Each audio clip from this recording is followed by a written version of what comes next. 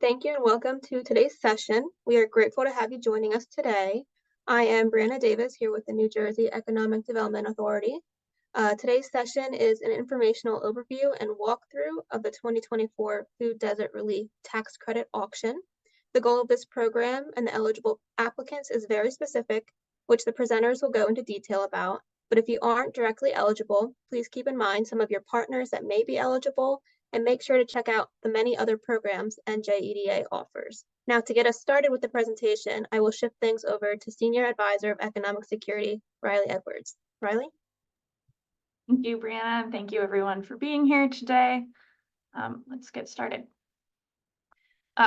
Before we dive into the webinar, I just want to make sure that everyone is aware of the other resources that we have available with information about this program. This is the link to the webpage for the tax credit auction. On that page, we have frequently asked questions, a sample application, an application checklist, a template of the tax credit purchase agreement, which is the contract that a successful bidder would sign with the EDA, as well as an overview of the auction process. So all of those resources are available. The FAQs will continue to be updated throughout the period before the auction opens. And you're encouraged to send in questions after today's webinar to this email address. Questions will be accepted until 14 days before the auction opens. And then the last set of answers will be posted at least 7 days before the auction opens. Because it's a competitive auction, we aren't able to take questions after that deadline. So really encourage folks to get familiar with the program and ask questions as early as possible. I will also note we have not set a date that the auction opens. There will be at least 30 days notice of that date. So there'll be at least 2 weeks to submit questions once we've announced the date before the question deadline. And we'll try and make that announcement as well as far in advance of the auction opening as possible, but it will be a minimum of 30 days. So the agenda for today's presentation will give an overview of the program, some background on the Food Desert Relief Act, which the auction is a part of. We'll walk through what makes a bidder eligible, the process for the auction, and then we'll walk through each page of the online application. Several of those pages are common to all EDA applications, and then some are specific to this program. And at the end, if we have extra time and if there's questions that have come in through the Q&A that we haven't answered or would like to elaborate on the answers given, then we can spend some time on that. All right. Oh, and as Brianna mentioned, my name is Riley Edwards, Senior Advisor for Economic Security, and later in the presentation, I'll be passing things over to Brian Todd, Senior Advisor for Food Desert Relief. This slide has EDA's mission statement. It's really the chief agency focused on driving economic growth in New Jersey. We do that in a range of ways. I think supporting food deserts is maybe a less traditional part of economic development, but it's really about strengthening communities. And this program has an interesting sort of dual benefit where the corporate bidders receive a savings on their taxes while the proceeds go to support these food desert communities by funding future programs. So this slide really sums up the Food Desert Tax Credit Auction in as concise a way as we possibly can. The auction involves corporations and insurance companies that have New Jersey tax liability bidding on tax credits for a discount of up to 15%. We have not yet set the amount of tax credits available for 2024. Our board has approved selling up to 35 million, but the specific amount that will be available up to that amount will be announced in advance of the auction. And that'll be determined by market conditions and our conversations with potential bidders. So really encourage you to get in touch so we can get a sense of what the demand is and set the size of the auction appropriately. The auction can be applied, or the tax credits purchased through the auction can be applied to corporation business tax and insurance premiums tax. They can first be used, I'm sorry, this should say tax year 2024 with the 7-year carry forward. That's assuming the applicants are calendar year filers. The tax credits more specifically can be used in the tax year that they are approved. So if you are on a different tax year than a calendar year, that may differ for you. And then the to participate as a bidder, there's a minimum tax credit request of $500,000 and a minimum price of 85 cents per dollar of tax credit. That's where that 15% discount comes in. So if, for example, a company has $1 million in corporation business tax liability, they can request $1 million in tax credits at a price of 85 cents on the dollar, which would give them $150,000 in savings. A really key component of this auction, it really is, from the bidder's perspective, a purchase transaction. It's not like other EDA programs where there's often an ongoing commitment or compliance requirements. You go through the application process and the review and approval, and once you are approved and send the payment for the tax credits, receive your tax credit, that's it. There's no further interaction with EDA over time. But at that point, we have the proceeds from the auction, and what EDA will do with those is to fund future programs that are grants, loans, and technical assistance to support designated food desert communities. This is part of what's specified by the Food Desert Relief Act, which we'll talk about more in a second. Sorry, my slides are jumping around a little bit. All right, we've got background on the Food Desert Relief Act. Here we go. So the Food Desert Relief Act was part of the New Jersey Economic Recovery Act of 2020, signed in January 2021 by Governor Murphy. And it does a variety of things. One of the main focuses of the Food Desert Relief Act is supporting the development and successful operations of new supermarkets and grocery stores in food desert communities. But it's really focused on a sort of broad toolkit of solutions for food insecurity in these communities. It's not just any one thing. We like to say there's no one cause of food insecurity in food deserts, so there's no one solution. So in addition to supporting supermarkets, there's also a focus on strengthening existing community assets, helping the retailers that already exist in these communities to make the shift to e-commerce, particularly around federal nutrition benefits. SNAP recipients are now able to use their SNAP benefits online at some retailers, and the number of those retailers continues to grow, as well as WIC. And then just in general, trying to take an innovative approach to alleviating food security and looking at a range of options and potential solutions. There are a few different components of the Food Desert Relief Act. The tax credits that are for supporting the development and operation of supermarkets.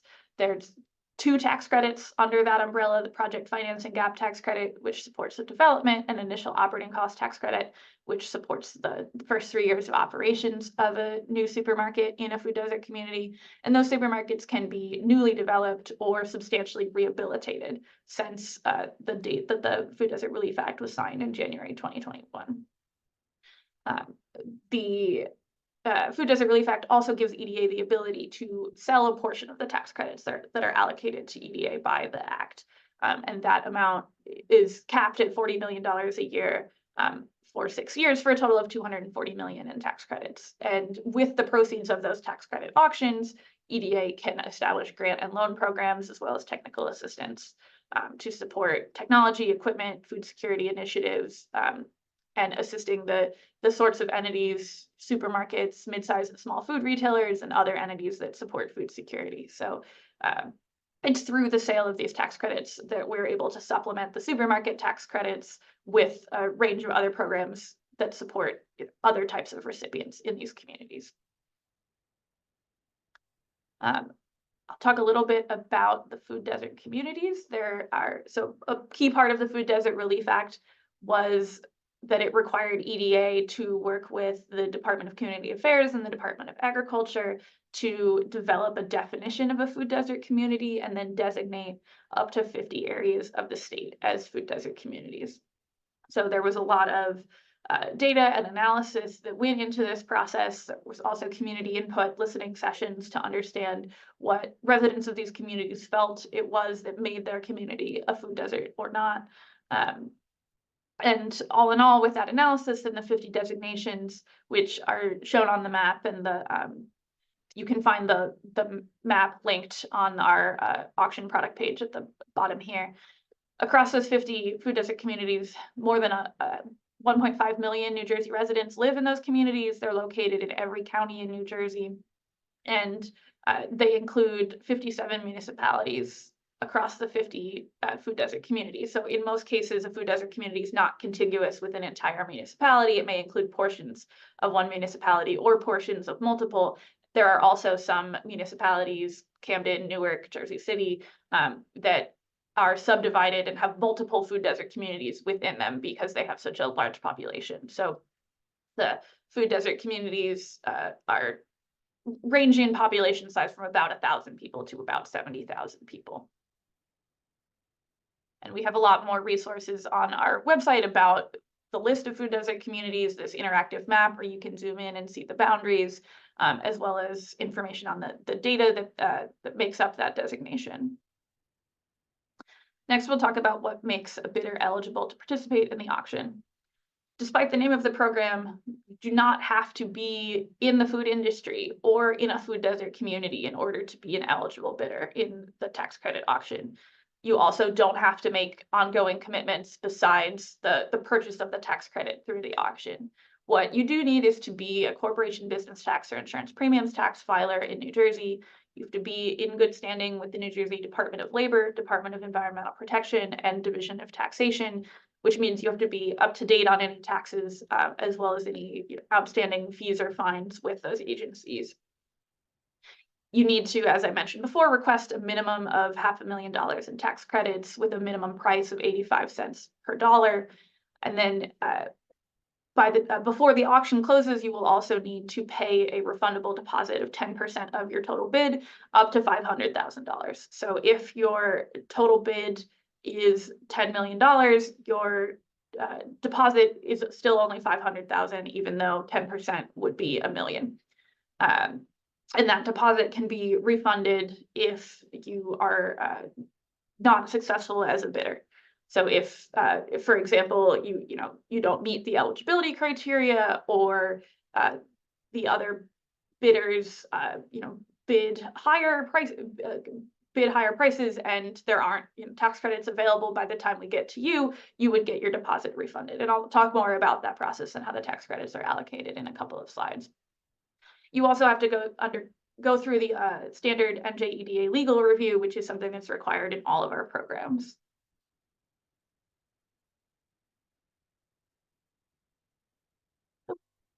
All right, we'll talk a bit about the process of the auction.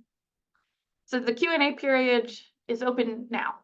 You can send questions to this email address, fdrtcauction@njeda.gov. And like I mentioned, the question period will be open until 14 days before the auction opens. And that auction opening date will be announced at least 30 days in advance. And then no less than 7 days before the auction opens, we will post our final update to the FAQ on our website. We will be making updates to that FAQ on a rolling basis, so you won't have to wait until that 7 days before the auction opens to get an answer to your question.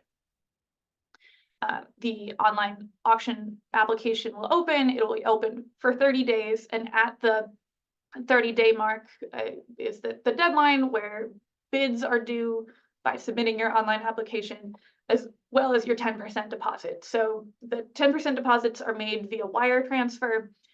We know that sometimes that can take a couple of days, so we ask, rather than require that we have received the wire transfer by the deadline, we require that you submit proof that you have initiated the wire transfer on your end by the deadline. That means that you can put in the wire transfer paperwork the morning that the auction closes at 5, and before 5 p.m. you send us some documentation from your bank or internally that you've initiated that payment, and then we'll receive the payment maybe a day or two later. Once we have all the applications and those deposits, we do a review of eligibility, as well as a legal review of that required legal questionnaire. If we get bids that total, or requests that total more than the amount of tax credits we have available, we will go back to bidders and ask for best and final offers. So for example, if we make 10 million in tax credits available and we get 3 bids that are for $5 million each, so a total of 15 million, we would ask all of those 3 bidders to submit a best and final offer if they choose to. Once we have the final offers, then the bids are ranked from high to low by price and prorated if they need to be, and we'll go into that a little bit later. Once the successful bidders are identified, they'll receive an approval notification and an agreement, the tax credit purchase agreement, at the same time. They'll have 10 days to sign and return that tax credit purchase agreement.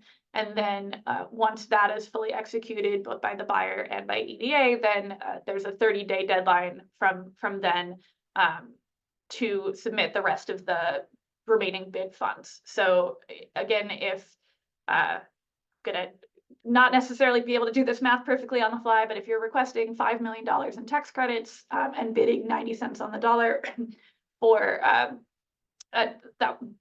for a payment of 4.5 million, and your deposit is 450,000, then the remaining payment would be 4,050,000. Yes, I think I got that right. And that's the amount that's due at that before that 30-day mark after executing the agreement. When we have that final payment, we do sort of a final due diligence check, and send those materials over to the Division of Taxation at the New Jersey Department of the Treasury. They do a review on their end and then issue the tax credit certificates. Those are sent to EDA and then sent to the bidder via email. And from the bidder's perspective, that is the end of the process. You have your tax credit certificate, you apply that to your tax returns. You are done with the program. And basically from there, we take it and run with it. We use the proceeds from the auction for these grant and loan programs designed to alleviate food insecurity and hunger in food desert communities. All right, so this slide talks about how we determine the tax credit amount that successful bidders are awarded. So we rank the bids that come in order from highest to lowest offer price. So that, that could be anything between 85 cents and 99.9 cents on the dollar. And the available tax credits, say we have 10 million available, are allocated starting with the highest bidders by price. And basically allocate them to fill the requests of the highest bidders, continue down the list until we hit a price where the last tax credits available are allocated. There may be multiple bids at that price, and in that case, they would receive a prorated amount. Bids above that price would receive their full requested amount, and any bids below that price, because all the tax credits have been allocated to higher bidders, those bids would be declined and would receive a refund of their deposit. This next slide shows an example of 6 bids in an auction where $10 million is available. Bidder A bids 95 cents, requests 4 million in tax credits. Multiply those, their purchase offer is 3.8 million. Bidders B and C both bid 93 cents on the dollar. And as we get through bidders A, B, and C, the total tax credits allocated to fill those requests are 8 million. So now we have $2 million left out of that 10 million. Well, bidders D and E both bid 90 cents on the dollar, and the total face value that they requested between the two of them is 4 million. So that's the point where we prorate the amount that they're awarded, and because the 4 million requested, or the 2 million that's available is half the 4 million requested, they each receive a tax credit equal to half of the face value that they requested, and the purchase offer is reduced accordingly. Bidder F in this situation, unfortunately, is below that 90-cent threshold where all the last tax credits are allocated, so bidder F would be declined and would have their deposit refunded. And then you can see in the last column here, the amount of tax credits that are awarded to each bidder. So again, bidders A through C receive the full amount of tax credits that they requested at the price that they bid. Bidders D and E receive half the amount of tax credits that they requested at the price that they bid because of the proration at that clearing price. And then bidder F does not receive tax credits. All right. So at this point, will hand it off to Brian Todd to walk through the first sections of the online application. Thank you, Riley, and good morning, everyone. And we will walk through the application. Once the application is announced and it is live, if you go to the webpage that Riley showed earlier, and as well as there's a link in the chat to get to that, you'll see an apply button. Once you get to that, this page will appear, which gives basic an overview of the program. You can switch to the next slide, going over a lot of what Riley just went over. It's available. If you do need any help with translation into other language, there are links here, and please reach out beforehand and do that. Also, at this point, I suggest that you hit the save button at the bottom of each page. That will then, when you hit that, you will get an email so you can return to the application where you left off. Suggest you do that pretty much as you go on, so you don't have to go back and re-enter information. As the application is up, you won't be able to progress forward until you fill in all of the information. So we're trying to make it as easy for you if you do have to stop or get interrupted, that you can come back to it. The next page of information is basically your primary point of contact, your name, and so forth.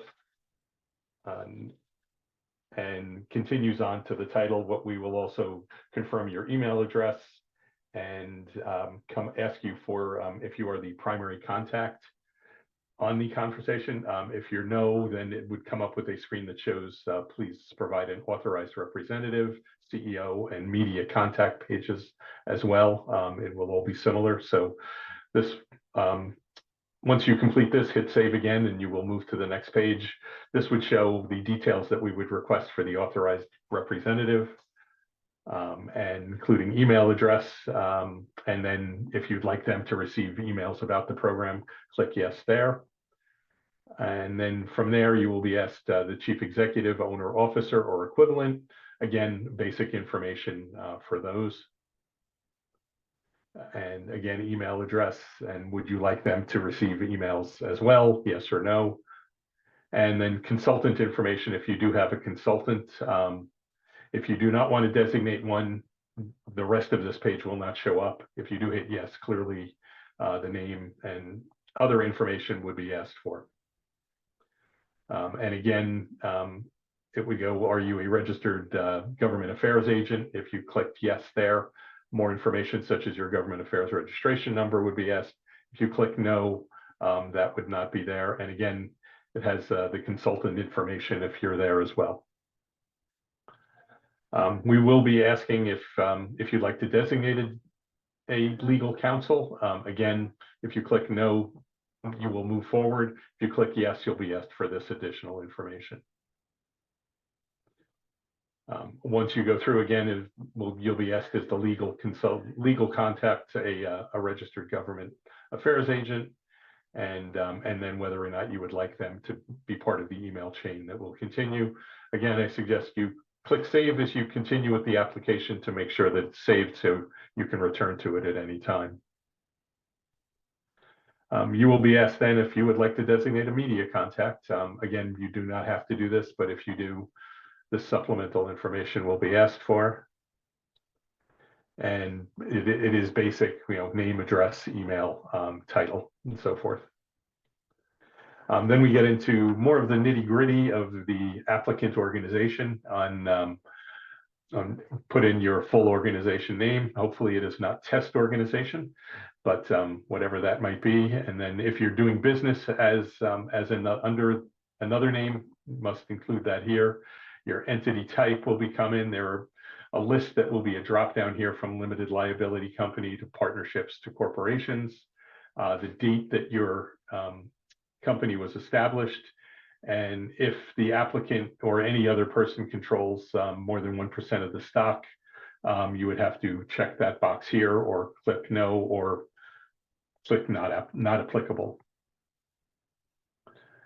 We would ask for the mailing address, company that the country that your corporation was informed in, and the state, and then we would be requiring formation documents, whether they be a certificate of trade name or a certificate of incorporation, and so forth. You will be asked to upload those files or drag them there, and then proceed with the application.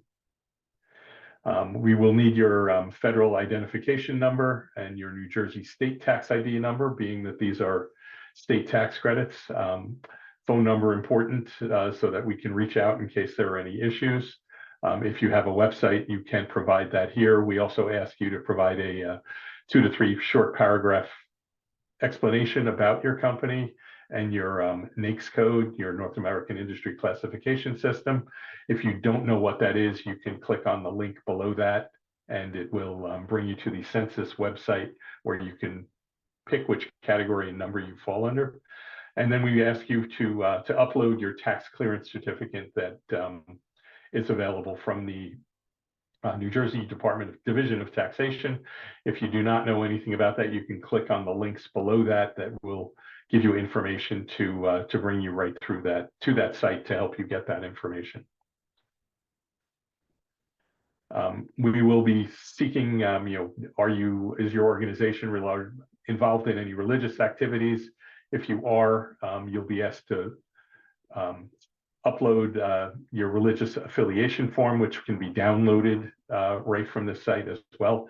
If you press no for this answer, you will just go to the rest of the application.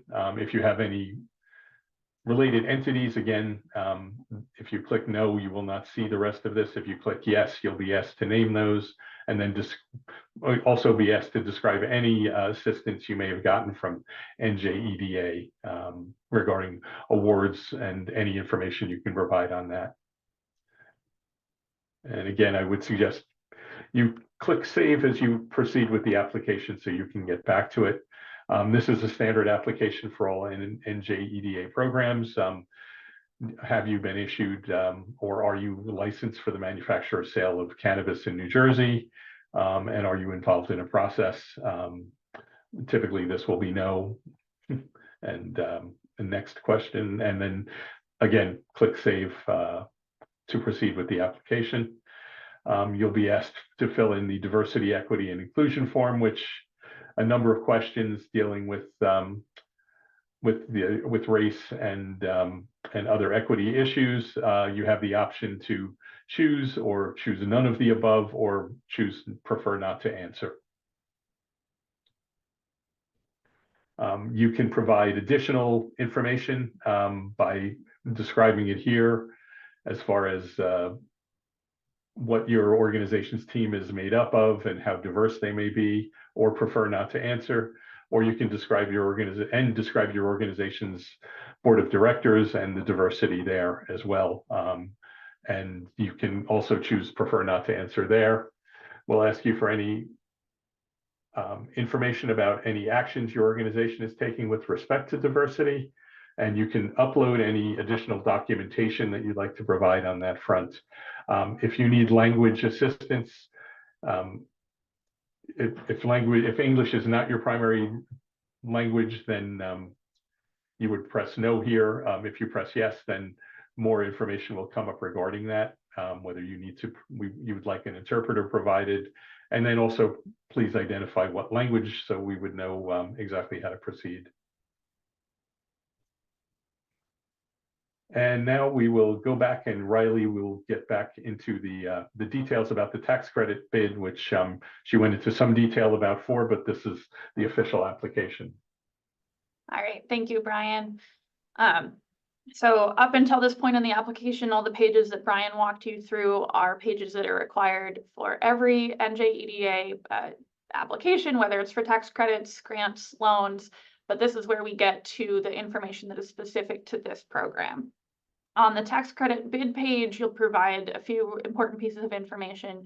First is which type of tax you're applying for a tax credit for. Is that corporate business tax or insurance premiums tax? You can only select one. An important thing to note here is the tax credits will be issued in the name of the applicant entity. So if your organization has multiple corporate entities, depending on the corporate structure, you can have multiple entities apply, or you can transfer tax credits between them later. There is a fee that applies for tax credit transfers. Then you click this checkbox to confirm that you have tax liability for the tax that you indicated. And then in the next part of this page, you'll fill in your filing period. We ask that you write this out as month and date. For this example, is if the applicant's a calendar filer, then the filing period is January 1st to December 31st, but we know that some businesses' filing periods may differ from that. And that's important for knowing what tax year the tax credits will apply to based on when they're approved and how that lines up with your filing period. These next two fields are where you put in your bid. The first is the amount of tax credits that you're requesting, the face value. So if your tax liability is $1 million and you're hoping to get a tax credit on that entire amount, you would put in $1 million here. This is where the minimum is 500,000, and then the bid price, as shown as a percent, is the basically the cost per dollar, the cents per dollar that you're bidding on those tax credits, where the minimum is 85% or 85 cents on the dollar. With those two fields, the application will calculate the total bid here, which is the bid price multiplied by the face value of tax credits requested. And then there's a checkbox for you to confirm your commitment to that bid as calculated. Just a note here about transfers and selling tax credits for some additional context. After that page with your bid is a page that asks about development subsidies. The information on this page is used for consolidating information on subsidies and for transparency. It's not part of checking eligibility for the program. So we ask these questions for informational purposes, but not eligibility purposes. If your company has received any development subsidies, which are defined in this statute linked here, then you would enter those one by one. You can enter as many as you need to, and for each one, you enter the name of the government body that provides the subsidy, whether that subsidy is anticipated or has already been committed, and then the date that it's anticipated or committed, the value of the subsidy, and then you describe it. And if you have more than one, you add. If you have none, you'll be able to just move on to the next page. And then the value of all the development subsidies will be added up at the bottom of the page. Again, hit save as you go along. When you receive the email after hitting save and you click that link, it'll take you right back to where you left off in the application. This slide walks through the definition of development subsidies. So this is what would need to be included on that previous page. It's basically if you've received some amount more than $25,000 for the purpose of stimulating economic development. That could be in the form of a bond, a grant, a loan guarantee, matching funds, or a tax incentive. There are some things that are excluded. When government buys goods, services, or construction from a company, that's not a development subsidy. If the funds are exclusively for affordable housing, environmental remediation, or employee benefits, that's not a development subsidy. And if the funds are given to a nonprofit for recreational, educational, arts, cultural programs, or childcare or healthcare, again, that's not a development subsidy. So this legal definition goes into detail about what is and isn't included under that umbrella that would be reported on that previous page. After the development subsidy page, you're taken to the applicant representation page. And from here, the application basically branches off in two different directions based on your answers on this page. So there are certain certifications and questionnaires that are needed from the applicant, but they have to be signed by an authorized representative of the organization, somebody who has the authority to sign off on those certifications. So the series of questions on this page asks if you're employed by the applicant organization, and then if you fit one of these descriptions, a principal executive officer of a corporation, a proprietor of a sole proprietorship, et cetera. If you answer yes, you'll be asked to select which one of those you fit. And if you answer yes to both of those top questions, then the legal questionnaire and certifications you'll be able to answer sort of in the online application itself. If you answer no, if the person filling out the application, for example, is a consultant or an employee not at the level listed here, then those certifications and legal questionnaire for you would be in the form of a PDF that you download, have someone who does have the authority to sign those, fill those out and sign them, and then they would be uploaded.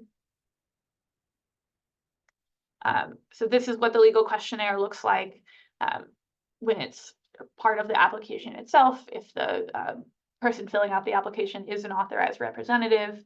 The legal questionnaire is fairly complex and lengthy, so encourage you to read through it, understand what you're being asked, and start gathering any information necessary in advance. There's a number of questions about past proceedings of different kinds, different sorts of violations, whether those are relevant, and then also a question about pending proceedings. And then if you answer yes to any of those questions, you would be asked to upload documentation related to that.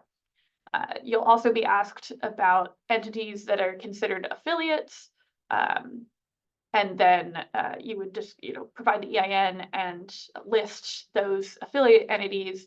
And you may also need to provide answer some of those legal questions about those affiliate entities as well.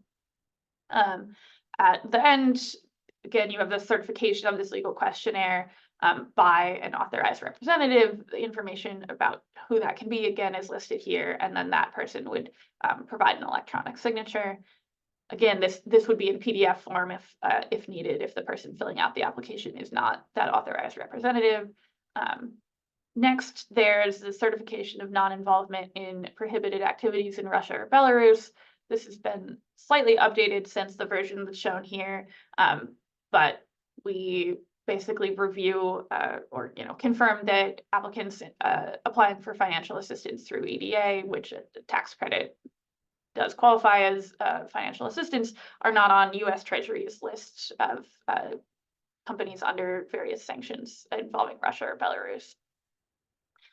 There's a space for a signature here on this certification, and then there are two more certifications. This basically certifies to the accuracy of the information included in the application. Several questions related to that, and then this second certification, final certification, where you acknowledge that the tax credit bid application is binding for 120 days following submission, and that we may seek best and final offers. This is just to ensure that applicants are serious about their bids and committed to holding those through the process. The next page here talks about the required deposit, gives information about the fact that the deposit itself, the wire transfer must be initiated, and you need to provide EDA documentation that it's been initiated before that 5 p.m. deadline on the day the application closes. Unfortunately, if you don't provide documentation that the bid's been initiated, your bid would be considered incomplete and would be declined. So this is a really important piece of the overall package. We've got wire instructions here for making that payment. And then further down the page, this deposit required is calculated based on the bid that you input on a previous page. There's a checkbox for you to acknowledge that you are agreeing to pay that deposit by wire transfer of immediately available funds, and that it needs to be initiated by this deadline. If you have already initiated payment of that deposit by the time you're filling out or submitting this application, you can select yes here and upload your documentation of initiating the wire transfer right here. If you have not initiated payment of that deposit at the point that you're filling this out, then you would send documentation when you have it to this email address here. We also ask that you redact any personal or bank account information on whatever documentation you have of that deposit payment. After the deposit page, there's an electronic signature page and one last page where you submit your application. Again, where you put in name, title, and date, and this is sort of the final sign off on the application submission. You hit save here if there's anything you still want to edit. But if you're ready to submit, you hit submit. You'll get a confirmation email to the email that you put in for the primary contact. We really do encourage that the primary contact be the person who's filling out the application, so that they could be, kept in the loop on the confirmation that it's been submitted and any other follow-up. But as Brian noted throughout, if there are other people involved in the application, the authorized representative, a consultant, legal counsel that you'd like to receive email updates about the application, those folks can be included as well. But the primary contact is the one who gets the confirmation that it's been submitted. And once you submit, it'll come over to us. You won't be able to edit it at that point. So if you realize you submitted something in error, you would reach out to us and provide replacement information, or you could ask to withdraw an application you've submitted and submit a replacement, of course, only if there's still time to do so before the application deadline. And that wraps up our presentation. So we'll get to Q&A again. This slide shows where you can find the Q&A feature in Zoom, and it looks like we haven't gotten any questions so far, but we'll give folks a minute to type any into the box if they have any. And again, you're welcome to submit questions via email to the email address on this page. There's lots of resources on our website that may already answer your questions, and we'll be updating that frequently asked questions with questions that we get via email or in this webinar, or any questions that we get from potential bidders throughout the process. Those answers will be shared with all interested potential bidders through that frequently asked questions, so that everyone is working with the same information. Actually, there are a couple questions. One, can tax credits be applied to gross income tax for applicants? They cannot. The only tax credits, or the only taxes that these tax credits purchased through this auction can be applied to, are the corporation business tax and insurance premiums tax. Okay. And then another, is there an application fee aside from the deposit? There is not an application fee, it's just the deposit. Okay.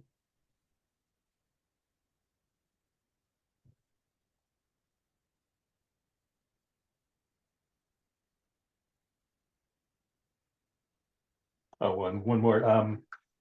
Once purchasing the tax credits, can they be transferred to other parties outside of the company? Yes. Yes, tax credits can be transferred. There's more information about the specifics of that in the FAQs. That can be a little bit complex and detailed, so really encourage you to read through that and understand the legal implications and the fee involved. Yeah.